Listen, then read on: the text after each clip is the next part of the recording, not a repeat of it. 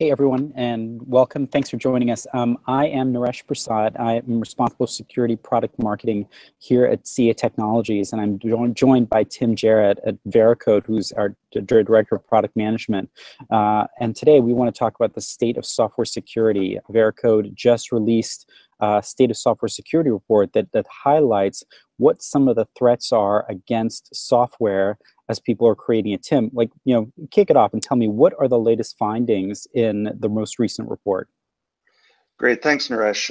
It's great to be here. So just by way of introduction, I've been at Veracode for almost 10 years, and we've been doing the state of software security for about 6 or 7 of those years, and I've been involved with every report that we've produced through that time. I think in terms of latest findings, there's an interesting combination of some things that have just been consistent year over year in the data, and maybe by way of introduction of the report, I should talk a little bit about what Veracode does. So we're a central cloud-based service for helping enterprises secure the applications that they are building, the software that they're actually developing and using internally or selling, as well as helping them with applications that they may be bringing into their organization from other places. So we provide a central testing service. We see every test that goes through, and the state of software security is all about taking that massive mountain of data and looking at it for trends and an understanding of what's going on in software development, and then what's going on in the security of the code that is actually being written. So what we see in this year's report is like I said, there are some things that appear to stay constant year over year. It's like the cosmic background radiation of insecure software. You will always have about somewhere between 70 and 75% of the applications in the world that have some sort of bad vulnerability in them that is called out as a no-no by an industry standard like the OWASP top 10 or something like that. Something that an attacker could use to steal data or take an application down.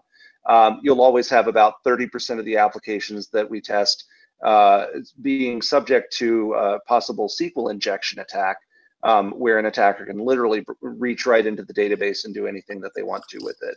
And these things are findings that we see constantly year after year. And at this point, the question is really not so much how insecure is software. I think at this point we have data going back, since like 2011 that says statistically these are your odds that any piece of software that you have in your organization has security vulnerabilities. So let me follow up on that. I think one question, as I think about it, I know there's data that would suggest, as different industries build software, the practices for secure software and awareness varies by industry. Is there any industry vertical information that you could share from the report?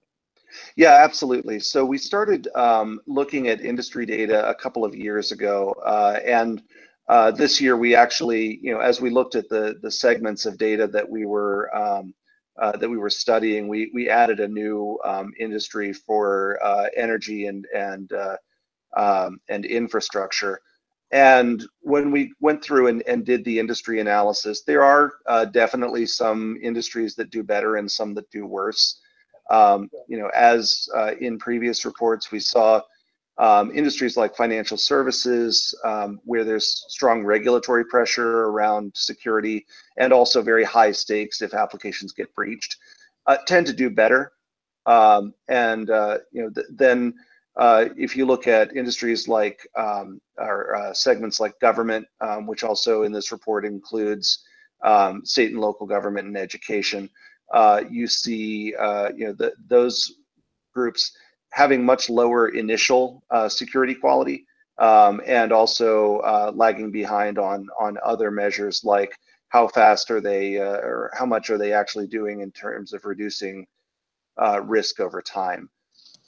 So the data broadly shows that while there's no industry that can really say we don't have a problem, there are definitely some that are doing better than others when you look at the big picture.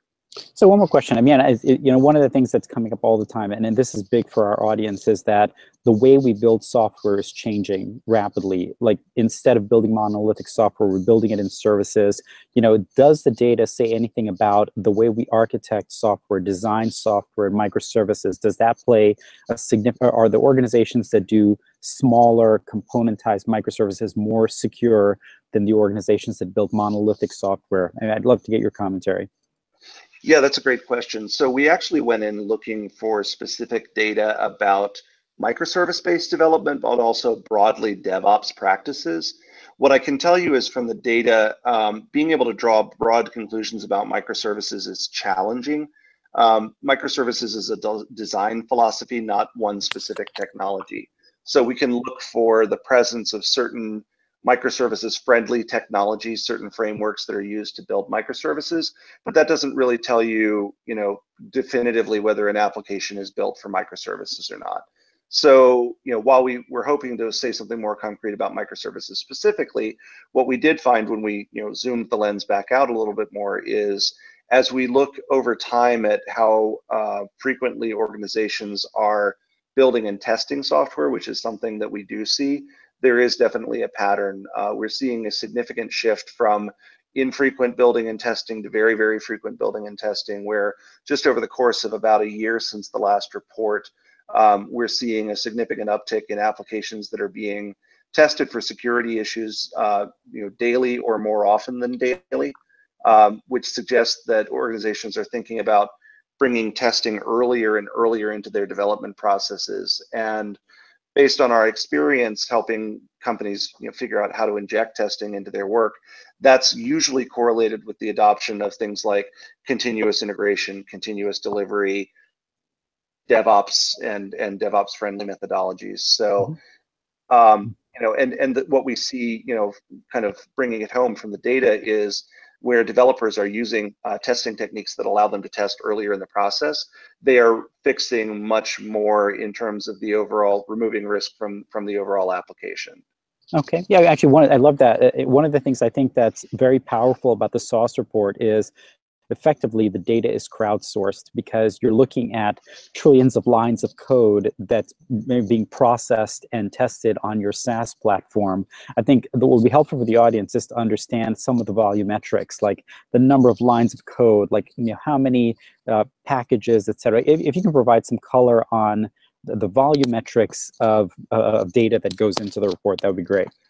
Yeah, that's a great point, and it's also a shift. We used to look at data for more than a year's worth of activity on our platform, just to make sure that we were being fair as we went in and did all the slicing and dicing across the data set, and that we weren't getting into situations where we had a sample size problem. But this year, not only did we not have a sample size problem, we actually reduced the overall time frame over which we were looking at the data, just because there was so much richness in terms of application information to choose from. So I think the metrics of measure are 397,000 application tests performed, representing large and small companies and all sorts of other kind of slices of the data. Something like 250 billion lines of code represented 12.8 million findings, which we found of all the applications that were scanned, there were 77% of them that had at least one thing wrong with them. So there's a lot of data represented here. Okay. Well, one other thing I do, like picking up from your last comment, and also like what we've seen is that like if you find defects earlier, in the security defects earlier, it is less costly to repair it, right? So the obvious conclusion would be that hopefully the trend is towards people finding defects earlier in the cycle. As like you guys have been doing the SOS report for many years, are you seeing that awareness pick up in organizations? And as organizations adopt security testing for their software, are you seeing a trend where they're picking up defects earlier in the development process? Yes, absolutely. I think that, like I said, I've been at Veracode for about 10 years, and when we started, everything was just you weren't talking about testing early. You were just talking about trying to figure out how to get application development teams to come to the table and participate in the process. And what we've seen over the last 9 or 10 years is that not only are application teams coming to the table, they want to take ownership of the process and they want to bring it earlier. And we very much are hearing from the development teams that we're talking to that they would much rather do some sort of testing, especially something that's relatively lightweight and integrates with what they're already doing early in the process, than lose a week downstream because they had to fix a security issue that ended up bumping out their release date because they couldn't go live with the vulnerability was found testing late in the process. And honestly, the good part is it's not just a change in the culture, but the tooling has gotten better.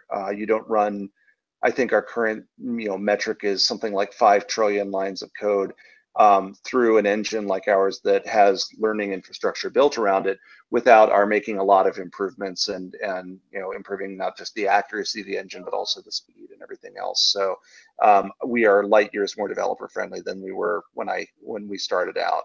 I think developers are telling us that they appreciate the improvements that we've made over time.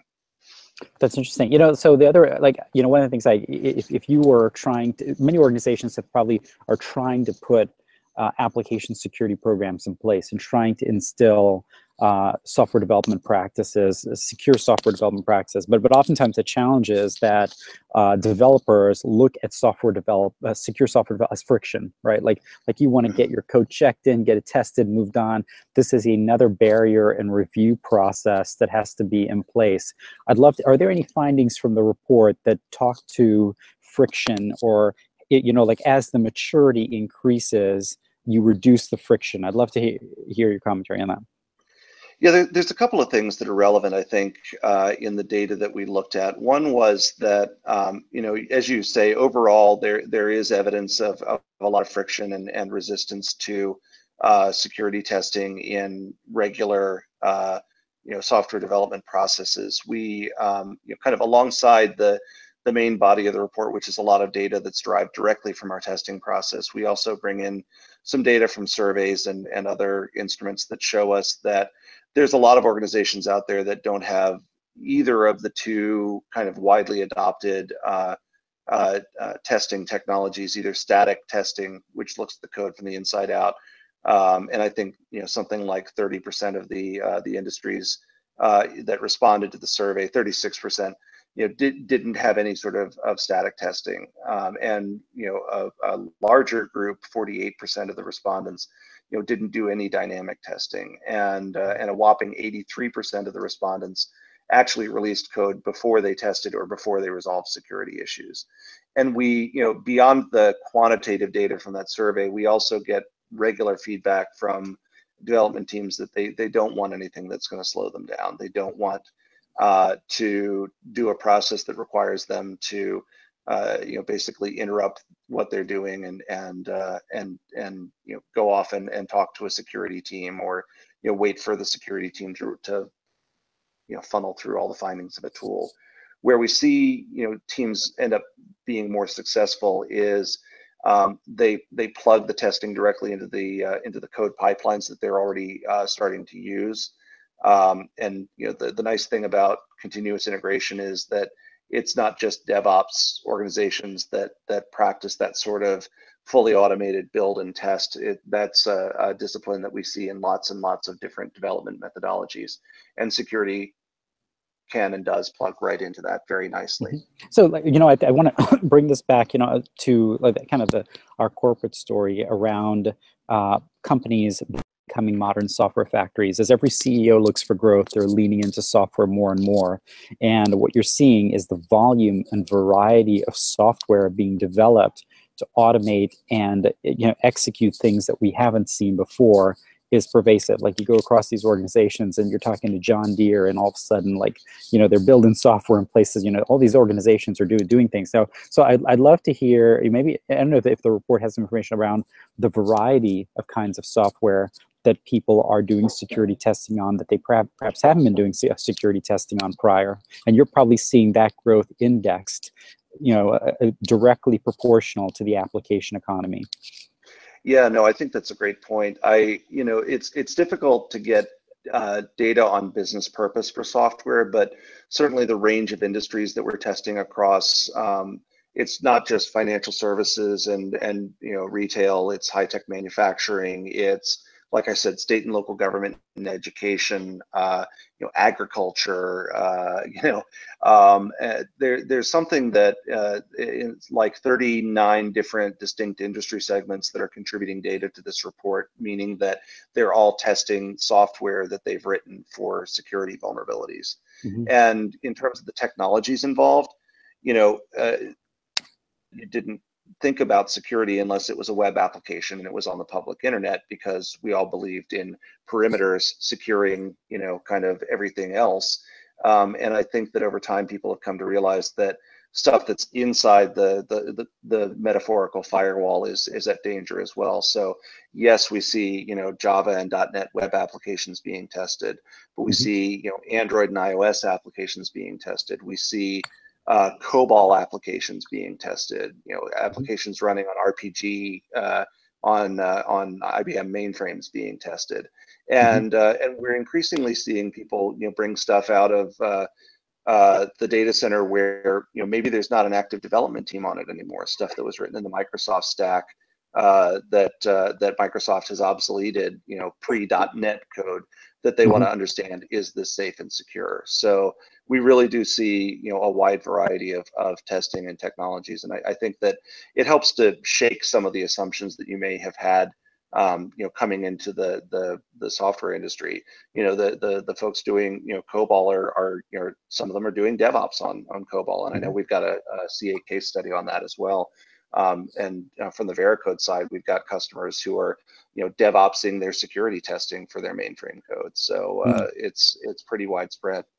So one thing that you brought up, a very important one, I think everyone who is a developer will be keen on this, is as you look at platforms to development languages and, and you look at .NET, Java, multiple versions, PHP, et cetera, like everyone is looking at where, if you can, is there one platform or language, et cetera, that has maybe more vulnerabilities than others? Or maybe some of these where, like, for instance, if you look back at Java vulnerabilities from years ago, or older versions, today, has Java caught up and fixed a lot of the security gaps? I'd love to hear some trend analysis or direction analysis there from the report. Yeah, we don't really see any one platform as being inherently secure, like as an absolute. There are certainly differences in the classes of vulnerabilities that show up in some applications. You don't typically see memory management vulnerabilities in Java where you do in C and C++ is kind of the classic example.